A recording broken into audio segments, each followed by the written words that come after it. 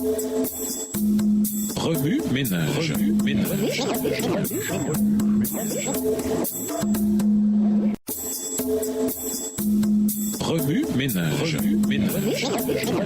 Bienvenue dans votre émission. Remue ménage. Nous voilà à la leçon de lundi. Interpréter la chute. Ésaïe décrit la chute de Lucifer, l'ancien porte-lumière, dans une complainte prophétique sur le roi de Babylone. Tout d'abord, Satan a dissimulé ses intentions ultimes dans son cœur. Puis, il est devenu de plus en plus évident qu'il était en train d'organiser un coup d'État contre le gouvernement de Dieu. Ésaïe 14, versets 13 et 14. Sa rébellion orgueilleuse était alimentée par la corruption de la sagesse et par l'amour de soi. Ézéchiel 28, verset 17. Ainsi que par le développement de son commerce, au verset 16. Ce qui, dans ce contexte, peut être compris comme étant le fait de calomnier le caractère de Dieu par des mensonges. Les Écritures nous disent qu'un tiers des anges se sont joints au soulèvement, Apocalypse 12, verset 4, et ont finalement été expulsés du ciel, au verset 8. La planète Terre a été entraînée dans cette guerre cosmique lorsque Satan a réussi à tromper Adam et Ève et a fait de cette victoire sur l'humanité un prétexte pour revendiquer la domination de la terre. Voir Job 1, les versets 6 et 7.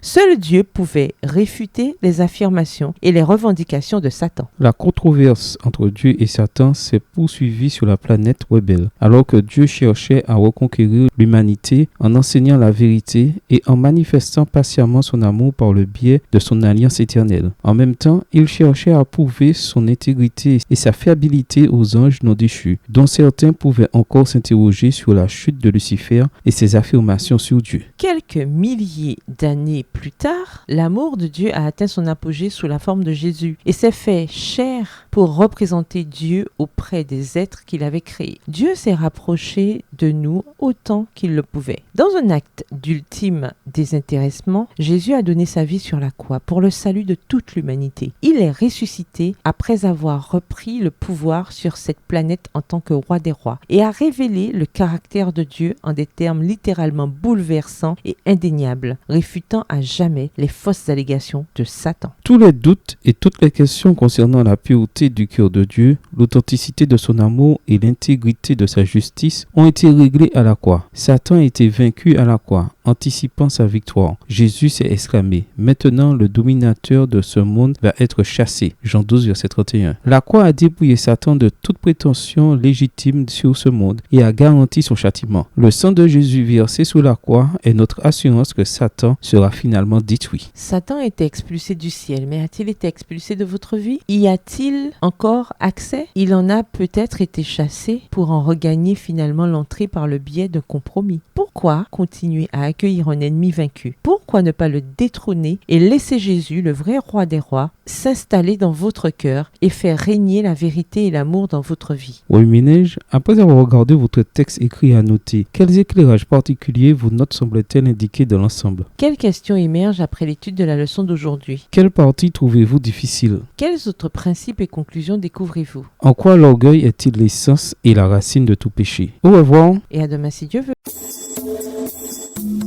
Remue ménage.